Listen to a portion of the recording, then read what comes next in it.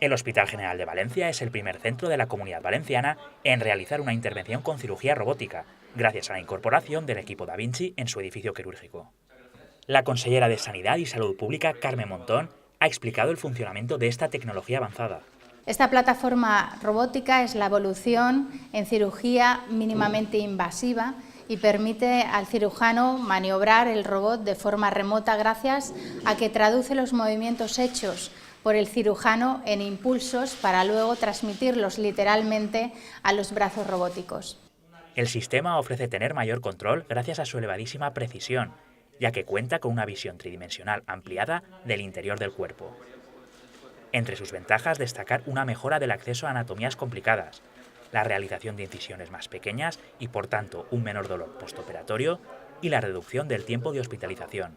La primera intervención realizada abordará un cáncer de próstata y se va a disponer de esta plataforma robótica durante un periodo inicial de 6 meses, con el objetivo de prolongar este servicio en el tiempo y su incorporación a la práctica habitual.